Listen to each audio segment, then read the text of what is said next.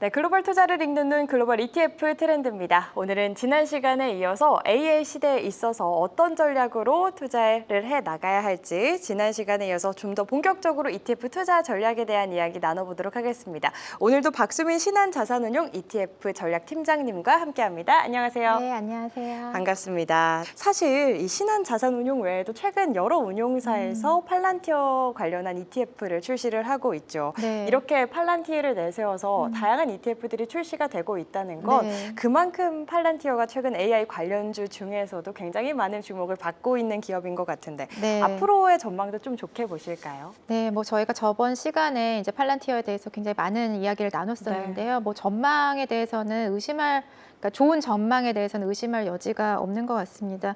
뭐 최근에 이게 다양한 이제 민간 분야에서 팔란티어의 그 AI 그 데이터 분석하는 그 기술력들이 좀 접목이 되고 있는데 예시로 이제 유나이티드 에어라인이 이 팔란티어의 그 기술력을 가지고 뭐 이제 항공기의 유지 보수의 어떤 듀레이션을 예측한다라든지 뭐 또 고객들의 어떤 니즈를 좀 더 데이터 분석을 통해서 잘 충족시킬 수 있는 그런 것들을 통해서 실적이 굉장히 많이 개선이 됐어요. 그렇기 때문에 이제 경쟁사인 최근에 델타 항공에서도 그 팔란티어의 AIP 그 모델을 탑재를 하겠다라고 발표를 했던 만큼 지금 민간 기업에서의 이 팔란티어의 어떤 그 서비스 접목이 굉장히 폭발적으로 증가를 하고 있기 때문에 저희도 긍정적인 시각을 보유를 하고 있고 그러한 시장 전망에 기반하여 다양한 운용사들이 다양한 또 팔란티어에 굉장히 집중한 다양한 ETF들을 제공을 하고 있는 것으로 생각이 듭니다. 네, 정부에서 또 민간 영역까지 네. 사업을 빠르게 확장해 나가고 있는 만큼 앞으로의 전망에 대해서 또 긍정적으로 바라봐 주셨습니다. 좀 미국의 상황도 궁금한데요. 네. 미국은 어떤가요? 미국 시장에서도 팔란티어 관련한 ETF 상품들이 좀 많이 출시가 되는 분위기인가요? 팔란티어 관련해서 어떤 ETF들이 있는지도 네, 궁금하고요. 그래서 뭐 한국보다는 상품 개수로는 좀 적은 것 같은데요.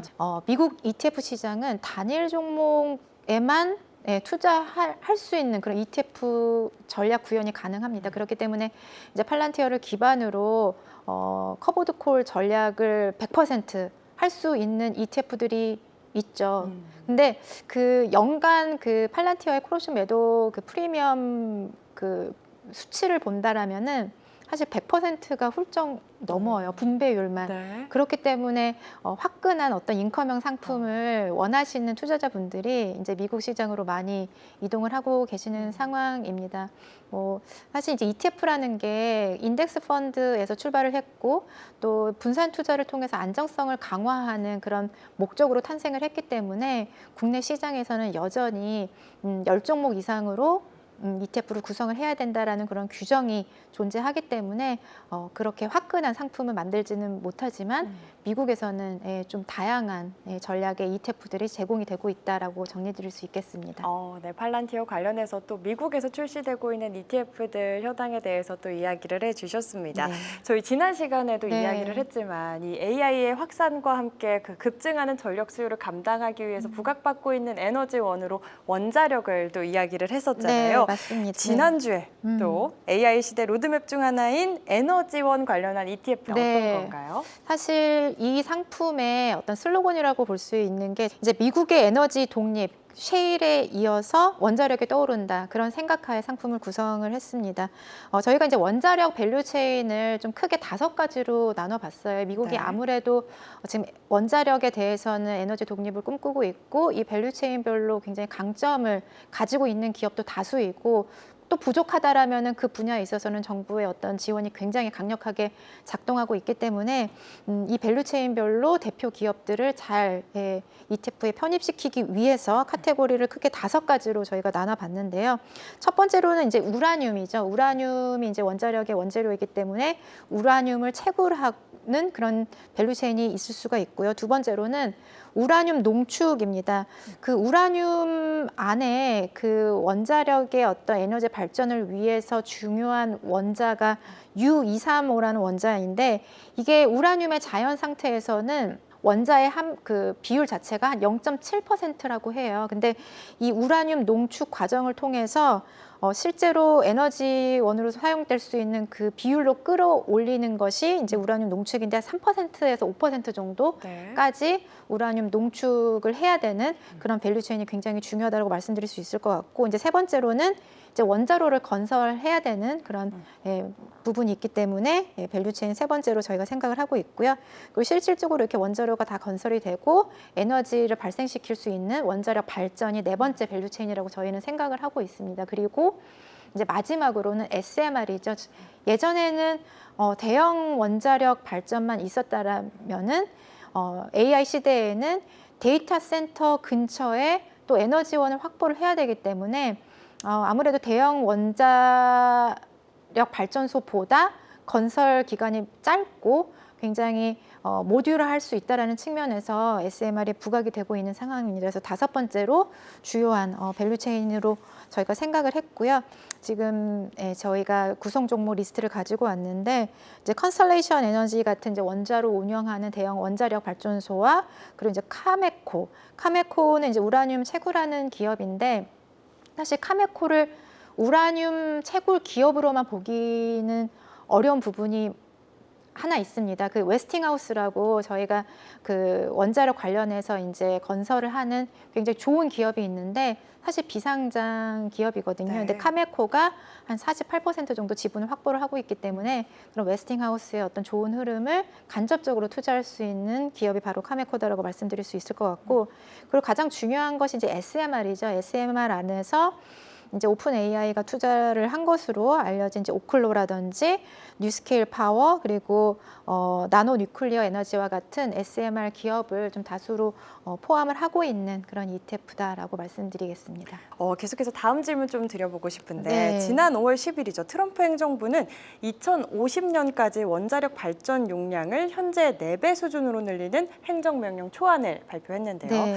현재 96.7기가와트 수준인 원자력 발전 용량을 2025년에는 400기가와트까지 늘릴 방침이라고 합니다. 정부 차원의 정책적인 지원과 또 빅테크를 중심으로 한 SMR 투자로 인해서 미국이 원자력 부흥을 꾀할 생각이라는 생각이 좀 드는데 트럼프 행정부의 원자력과 또 SMR 관련해서 지원 앞으로의 전망 또 어떻게 바라보시는지도 궁금하고요. 네, 사실 지금 뭐 국내 주식시장도 그렇고 미국도 그렇고 원자력이 차세대 주도 테마로 떠오르고 있는 것 같아요. 그러한 배경에는 이제 지난 주말에 이제 트럼프 행정부가 미국의 원자력 산업을 대대적으로 부흥시키기 위해서 이제 일련의 행정명령을 발표를 하고 사인을 했죠. 그 부분이 굉장히 지금 주식시장에 강력하게 작동을 하고 있는 것 같은데, 크게 본다라면은 4가지 정도 말씀드릴 수 있을 것 같아요. 그 원자력에 대한 규제를 좀 완화를 하고 인허가 절차를 간소화함으로 해서 원자력 발전소의 그 설립을 조금 더 앞당기겠다라는 부분이 있고요. 그리고 이제 말씀하신 대로 2050년까지 그 미국 원자력 발전 용량을 4배로 확대를 한다라는 목표를 가졌는데, 그 바이든 정부 하에서도 사실 원자력에 대해서는 지원이 있었습니다. 근데 그때의 목표 자체는 2050년에 현재 기준보다 3배 정도였거든요. 그만큼 목표가 좀 상향 조정됐다라고 말씀드릴 수 있을 것 같고, 특히나 그 대형 원자력 발전소의 그 건립 기간이 굉장히 오래 걸리기 때문에 한 5년 정도 이상 걸린다고 알려지고 있는데, 시간이 많이 소요되는 그런 어떤 공백을 SMR에 대해서 굉장히 강력한 그 정책 지원을 하면서 SMR의 기술력을 끌어올리겠다라는 것이 포인트인 것 같아요. 그렇기 때문에 최근에 이제 오클로라든지 나노 뉴클리어 같은 SMR 기업들의 주가가 굉장히 가파르게 상승을 하고 있는 것이고요. 그리고 이제 핵 연료의 공급망을 강화한다라는 얘기입니다.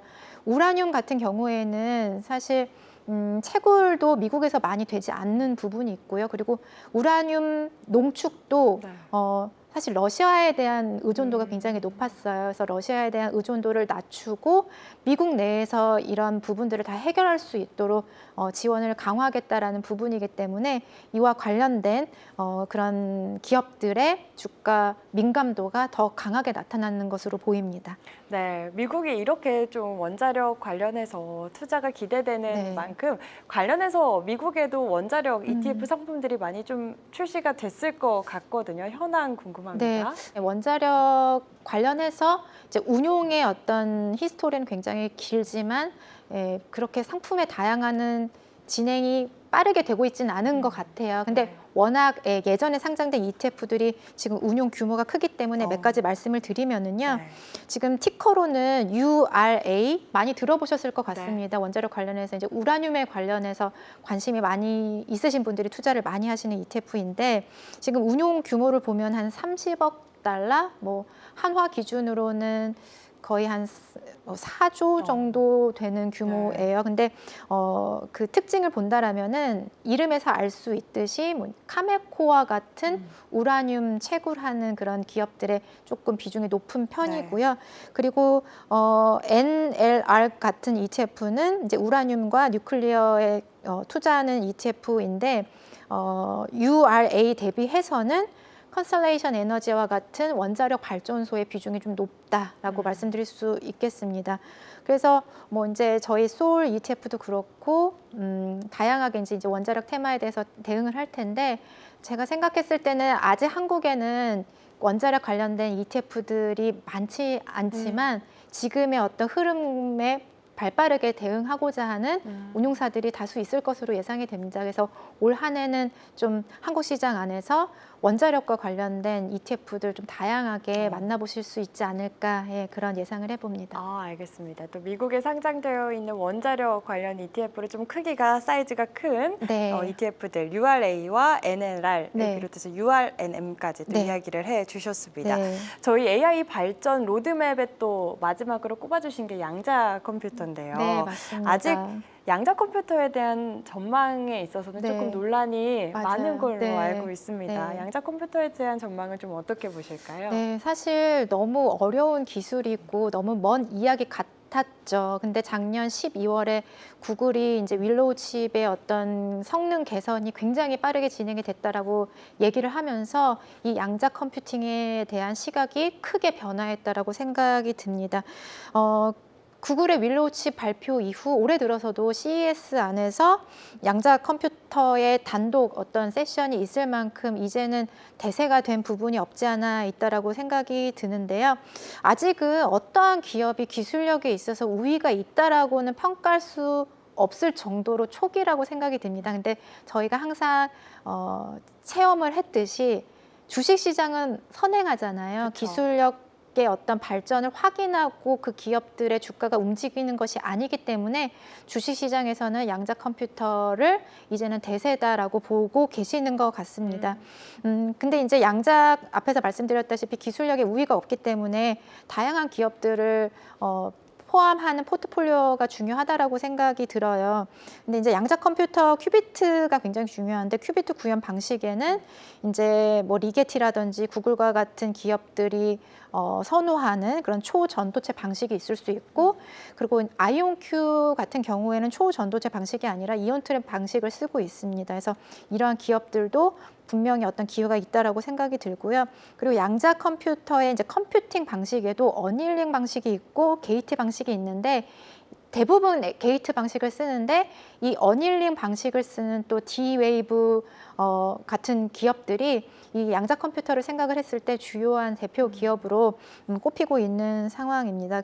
그래서 저희도 이제 소울 미국 양자 컴퓨팅 탑10 ETF를 운용 중에 있는데 이렇게 다양한 각자만의 방식으로 양자 컴퓨터 시대를 대응하고 있는 그런 주요한 종목에 조금 더 비중을 힘을 실어주는 그런 포트폴리오다 보니 최근 양자 컴퓨터가 부각을 받는 그런 시기에 성과도 굉장히 잘 따라가고 있다라고 말씀드릴 수 있겠습니다. 네, 시장은 또 워낙에 기대감으로 움직이는 것이기 때문에 주목받고 있는 양자 컴퓨터까지 이 소프트웨어부터 원자력 SMR 그리고 양자 컴퓨터까지 AI 테마 ETF들 이야기 들어봤는데 투자에 있어서 아무래도 가장 궁금한 건 수익률인 것 같습니다. AI 관련 ETF 상품들의 수익률 먼저 미국 ETF들부터 좀 이야기해 주시면 좋을 것 같아요. 네, 저번 시간에 이제 미국 그 AI 관련된 ETF들이 소프트웨어 중심으로 제공이 되고 있다라고 말씀을 드렸는데 그 ETF들의 작년 수익률과 올해 수익률을 한번 살펴보시면은요. 사실 작년에 굉장히 좋았고 올해는 미국 시장의 좀 흐름에 따라서 안 좋은 좀 흐름을 나타내고 있는데요. 특히나 AI 시대의 어떤 주도 섹터라고 생각을 했었던 반도체와 소프트웨어도 최근에 조금 주춤하기 때문에 소프트웨어 중심으로 상품이 제공되고 있는 미국 시장에서는 성과가 그렇게 좋은 흐름은 아닌 것으로 보입니다. 근데 저희가 여기에는 이제 조금 소프트웨어 기업들만 들어가 있긴 한데요. 뭐 미국도 양자 컴퓨터 ETF가 소수지만 제공이 되고 있고 그리고 원자력도 있기 때문에 그 ETF들은 또 올해 성과가 굉장히 좋게 나타나고 있어서 그런 부분들은 투자에 좀 참고하시면 좋을 것 같습니다. 네, 네. 그렇다면 국내에 상장된 AI 테마 ETF 네. 수익률도 궁금한데요. 네, 그래서 저희가 이제 AI라는 포장지를 두르고 있는 ETF들 위주로 성과를 봤는데 올해 들어서는 확실히 반도체 관련 ETF는 좀 좋지 않은 흐름이고요.